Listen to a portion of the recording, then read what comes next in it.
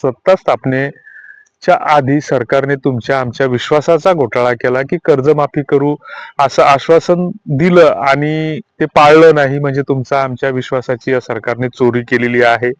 दुसरीकडे आपण ज्या घरामध्ये राहतो तर त्या घरातून कुठं जर आपल्याला बाहेर जायचं असलं तर आपण खिडक्या, दरवाजे, त्याला कुलूप व्यवस्थित आहे का नाही हे सगळं तपासून पाहूनच आपण बाहेर पडतो.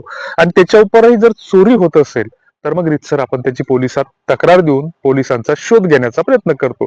मात्र घराबाहेर पडताना जर आपल्या खिडक्या ह्या तुटलेल्या असतील किंवा आपल्या घराचा दरवाजा मोडका असेल किंवा भिंत व्यवस्थित नसेल आणि त्या घरामध्ये सहज प्रवेश करता येत असेल आणि वरतून आपण दिखावा करत असू की नाही नाही आमचं घर खूप चिरेबंदी आहे वाड्यासारखं आणि त्याच्यात अजिबात शिरता येत नाही हा कांगावा करत असू तर त्या ठिकाणी नक्कीच चोरी होणार. सरकारचंही तसंच झालेलं आहे की एखादा दुसरा अपवादानं बोगस लाभार्थी ठरू शकतो, मात्र तब्बल 12,000 पुरुष लाभार्थी हे ठरतात आणि त्याच्यामध्ये जवळपास 2400च्या आसपास हे सरकारी कर्मचारी असल्याची माहिती खुद्द सरकारच देतं. म्हणजे हा घोटाळा सहजासहजी कुठल्या लाभार्थ्यांना केलेला नाही, तर याच्यामध्ये पूर्ण सरकारी यंत्रणेचा आणि स्वतः सरकारचाच हा याच्यामध्ये सहभाग असल्याचं तथ्य याच्यातून समोर येतंय.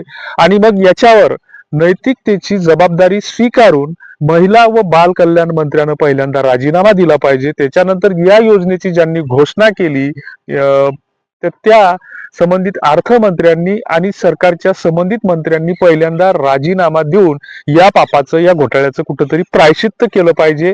राजकारणापासून काही काळासाठी दूर राहिलं पाहिजे असं आम्हाला वाटतं. हे नैतिकतेच्या आधारावर वाटतं. तुम्हाला काय वाटतं ते कॉमेंट्स मध्ये तुम्ही लिहा.